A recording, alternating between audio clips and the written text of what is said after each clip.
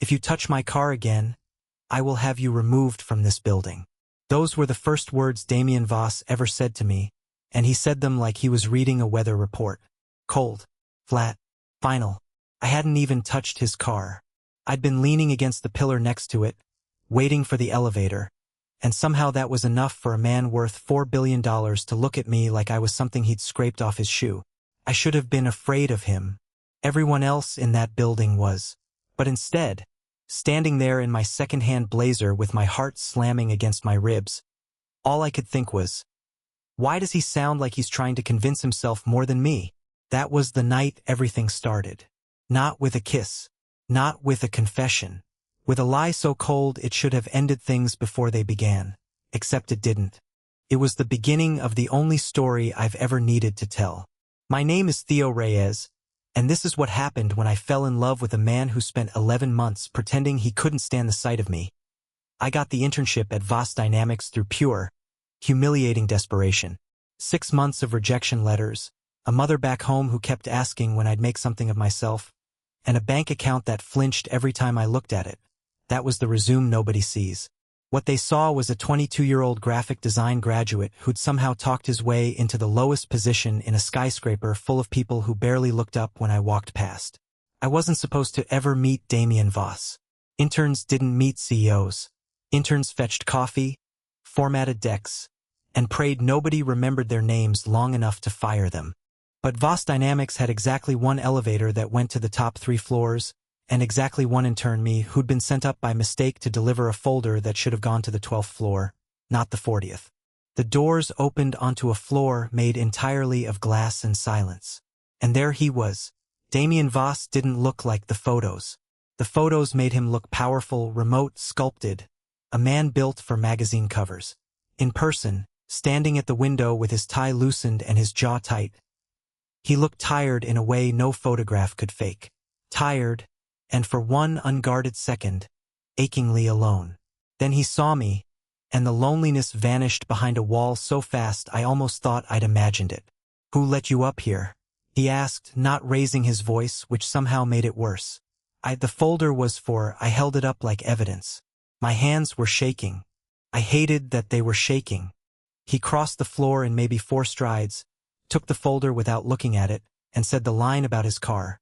Even though there was no car anywhere near us, just glass and skyline and the two of us standing too close in a silence that didn't feel like it belonged to strangers. I left that office confused, humiliated, and, I'll admit it now though I wouldn't have back then, unable to stop thinking about the way his voice had cracked, just slightly on the word removed, like some part of him didn't want to say it. I told myself it meant nothing. I told myself a lot of things that year that turned out not to be true. The odd thing about Damien Voss was that after that first cold encounter, I started running into him constantly. Too constantly for coincidence, though I didn't let myself think that at the time. He'd be in the break room on the 9th floor, a floor he had no reason to visit, right when I stopped for coffee at 7:40 a.m. He'd be walking through the design department on the exact days I stayed late to finish mock-ups nobody else wanted to touch. Each time he'd say something clipped and dismissive, some variation of "don't you have work to do?" And each time he wouldn't actually leave until I answered him. Then came the night of the storage closet. I'd stayed until nearly 10, trying to fix a corrupted file before a client deadline. And by the time I left, the building was a ghost town of humming lights and empty desks. The storage closet door on the design floor had been sticking for weeks. Everyone knew it, everyone complained about it, nobody fixed it. And that night it finally gave out entirely, wedging shut with me halfway inside reaching for a box of cables. I was trapped for 11 minutes. I know because I counted every one of them, throat tight with the kind of panic that has nothing to do with logic. And then the door wrenched open, and there he was, jacket gone, sleeves rolled to his forearms, knuckles scraped from forcing the frame. "You're shaking," he said, and for the first time his voice didn't sound like weather. Sounded like a man who'd run. "I'm fine, ilid." He didn't believe me.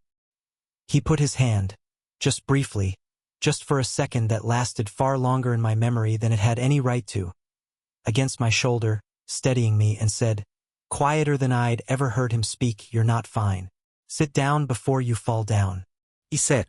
He crouched in front of me on that dusty floor in a $4,000 suit, And for 11 minutes that felt like 11 hours, Damien Voss talked to me about nothing. The weather, a boring merger, a coffee shop he liked, just to keep my mind somewhere other than the closet. It was the strangest, gentlest thing anyone in that building had ever done for me, and he did it like he was furious about it the entire time. Like kindness itself was an inconvenience he resented in himself. When I could finally stand, he stepped back so fast you'd think I'd caught fire. "Don't make a habit of nearly dying in my building," he said. And then he was gone, footsteps echoing down the hall like he was fleeing something. I stood there a long time after he left, my shoulder still warm where his hand had been, wondering what kind of man runs toward someone in crisis and then runs away from the same person the second the crisis ends. I didn't know it yet, but I just met the loneliest man I would ever love. His name was Julian Cade, and he was the only friend I had at Voss Dynamics worth keeping. Julian worked 2 desks down in design, had a laugh that filled entire rooms, and possessed an unnerving talent for reading situations I hadn't even admitted to myself yet. "He watches you," Julian said one lunch break, stirring his noodles with the calm of a man dropping a bomb. "Voss, in meetings, when he thinks nobody's looking. He can't stand me," I said. "He's told me that. Multiple times. In multiple ways." "Sure," Julian said. "That's why he had maintenance replace the storage closet door within 24 hours of you almost dying in it. Because he can't stand you." I hadn't known that. I sat with it for the rest of the afternoon, turning it over like a stone that might mean something or might mean nothing, and by the end of the day I'd convinced myself it meant nothing at all. It was easier that way. Safer. Because here was the truth I wasn't ready to say out loud yet. I liked men. I'd known it since I was 16, standing at the edge of my own life, terrified of what it would cost me to admit it. My family wasn't cruel exactly, but they were the kind of quiet religious that made certain truths feel like unopened wounds. Better left alone, better left unspoken. I'd spent 6 years learning to be careful. Careful with my eyes. Careful with my voice. Careful with wanting anything or anyone too visibly. And now here was a billionaire who ran toward me in emergencies and fled from me in calm, who made rules against me and then broke every one of them, and I didn't have the first idea what to do with the way my chest tightened every time he walked into a room. I decided the safest thing was to stay invisible. I was wrong about that too. I was wrong about a lot of things that year, but that one cost me the most sleep. The Voss Dynamics Winter Gala was the one night a year every employee, from janitor to VP, was required to attend the same glittering ballroom, and it was the night I learned that Damien Voss, for all his cold precision, was not immune to jealousy. I hadn't planned on dancing. I'd planned on standing near the bar, drinking exactly 1 glass of champagne slowly enough to make it look intentional, and leaving the second it was socially acceptable. But Julian dragged me onto the floor during the 3rd song, laughing, spinning me under lights that made the whole room look like it was underwater, and for 3 minutes I forgot to be careful. That was when I felt it, the particular weight of being watched. I looked up and found Damien across the ballroom, a glass of scotch untouched in his hand.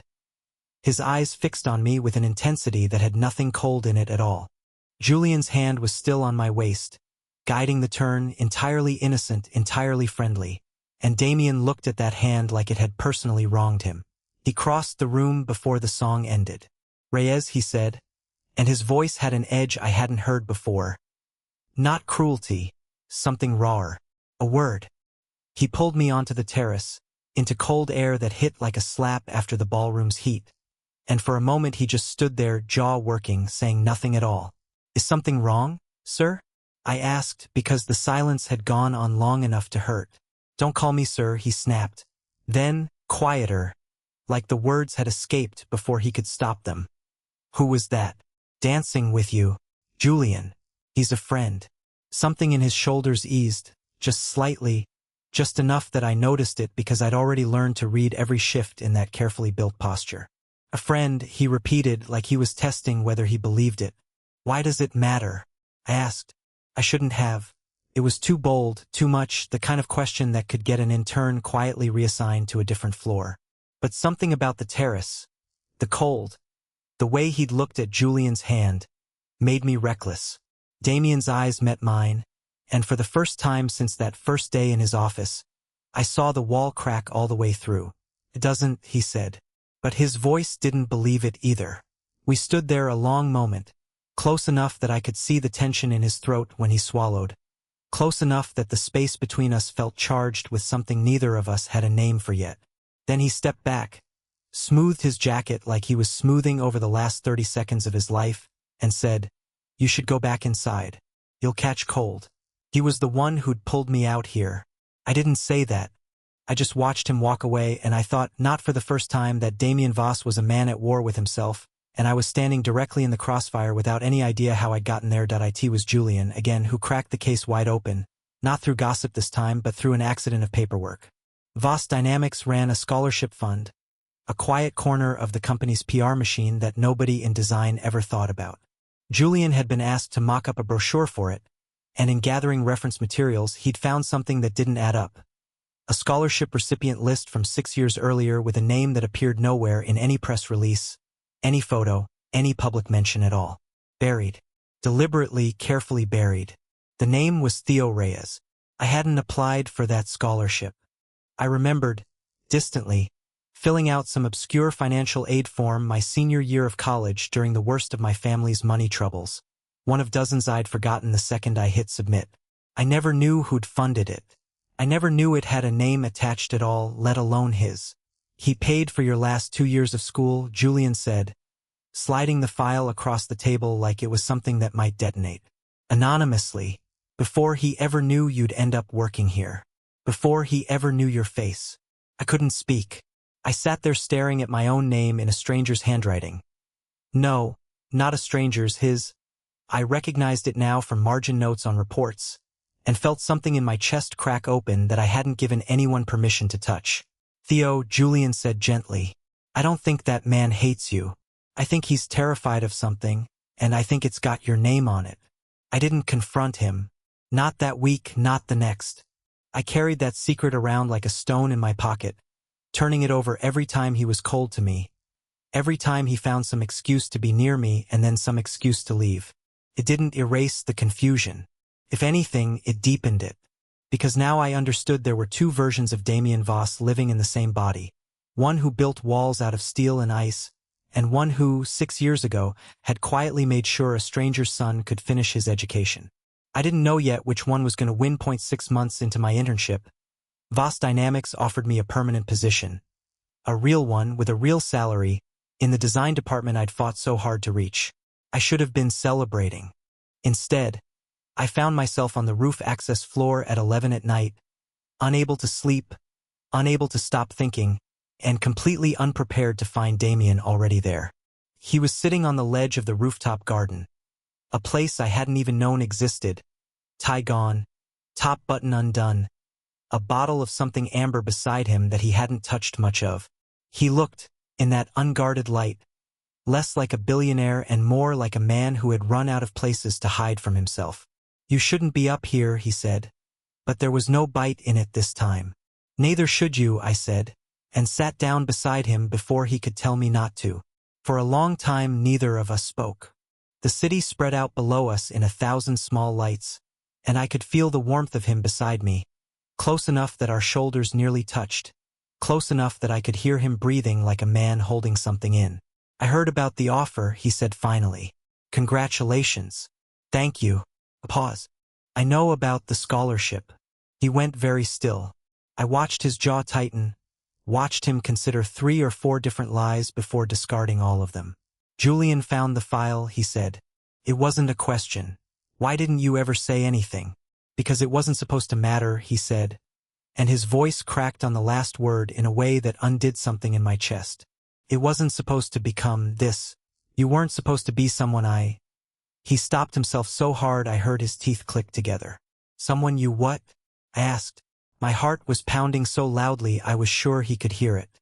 He turned to look at me then, really look at me, and the wall I'd watched him build for 6 months cracked straight down the middle. "Someone I think about when I should be thinking about anything else," he said quietly. "Someone I find excuses to be near and then hate myself for wanting to.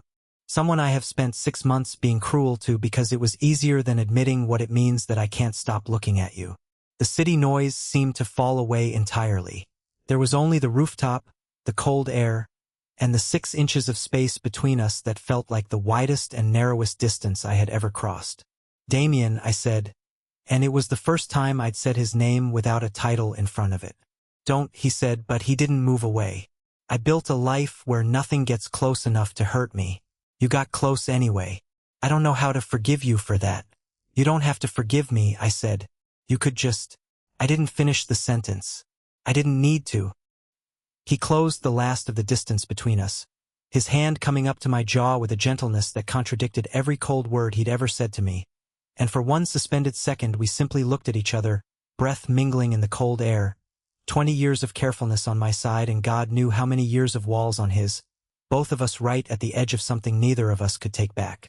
Then his phone rang, shattering the moment into pieces, and he pulled back like he'd been burned.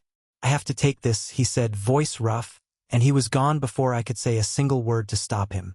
I sat alone on that rooftop for a long time afterward, touching my own jaw where his hand had been, wondering how a near kiss could feel like both the best and worst thing that had ever happened to me, that he avoided me for 11 days after that. I counted the way I'd counted the minutes in the storage closet because apparently that was simply what Damien Voss did to my nervous system, turned every silence into an accounting. When we finally spoke again, it was in a hallway, both of us caught off guard, and the wall was back up so completely it was like the rooftop had never happened. Mr. Reyes, he said, cold and formal, and the title hit me harder than any insult could have. I trust the new position is treating you well. Damien, Mr. Voss, he corrected, and something in his eyes begged me to let it go even as his voice demanded it. I let it go. What else could I do? I went home that night and told Julian everything, the rooftop, the almost kiss, the 11 days of cold silence that followed, and Julian, bless him, didn't say I told you so. He just poured 2 glasses of cheap wine and said, some people run toward what scares them, Theo. Some people run from it their whole lives. The tragedy is when it's the same fear either way. I didn't understand what he meant, not fully. Not yet. It would take one more crisis, a real one, not a metaphor, to teach me. It happened during the company's disastrous product launch, the kind of high-stakes evening where every VP in the building was one bad headline away from a breakdown. I was there late finalizing graphics for the press materials, and Damien was there later, buried in a boardroom fielding calls from investors who'd smelled blood in the water. I don't know exactly what went wrong. Something about a leaked internal memo, a reporter with the wrong information at the worst possible time.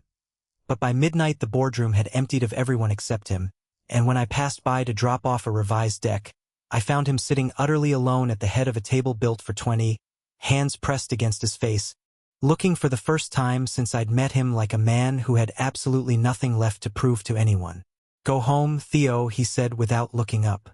He'd never once used my first name in that voice before. Worn thin, stripped of every wall. No, I said. He looked up then, and whatever he saw on my face made something in him finally give way. I am so tired, he said, and it wasn't about the launch or the memo or the investors. It was about 6 months or 6 years, or however long he'd been holding himself together with nothing but willpower and cruelty aimed at the one person who'd ever made him feel something real. I am so tired of pretending you don't matter to me. I crossed the room and knelt beside his chair, the way he'd once crouched beside me in a dusty storage closet, and I took his hand, the first time I'd ever touched him first, the first time I hadn't waited for permission. Then stop pretending, I said. And he did. What happened next, I will tell you honestly, is not something I'll describe in detail. It belongs to the two of us, and some things are better kept behind a closed door than laid open for an audience. I will tell you that he kissed me like a man finally putting down something he'd carried too long. I will tell you that the boardroom, the launch, the investors, all of it fell away until there was nothing left but 2 people who had spent 6 months lying to each other and to themselves, finally choosing the truth instead. I will tell you that when I woke the next morning, in an apartment higher, above the city than I had ever imagined I'd sleep, Damien Voss was watching me the way he used to watch me in meetings when he thought no one could see. Except this time, he didn't look away when I caught him. I'm not going to pretend anymore, he said. Not with you. Never again with you. I believed him. For the first time since that cold morning in a glass office 40 floors up, I let myself believe it completely. Voss Dynamics found out eventually, companies like that always do, and there was a version of this story where the world punished us for it, where the board revolted and the tabloids feasted and everything we'd built collapsed under the weight of other people's opinions. That is not the story I'm telling tonight. That story might come later if you want it. Tonight, I'll tell you only this. Damien Voss, the man who once threatened to have me removed from his building for a crime I hadn't committed, spent every day afterward proving that the coldest people are so often just the loneliest ones, waiting for someone patient enough to stay through the 11 minutes it takes for the door to finally open. He still doesn't say I love you easily. Some walls take longer to come down than others. But he says it in other ways now. In scholarship funds he no longer hides, in doors fixed within a day, in a hand that reaches for mine in crowded rooms without a single flicker of hesitation. I used to think I fell in love with a billionaire. What I actually fell in love with was the boy underneath all that armor. The one who'd forgotten how to let anyone close until an intern who couldn't afford a decent blazer wandered onto the wrong floor and refused to leave.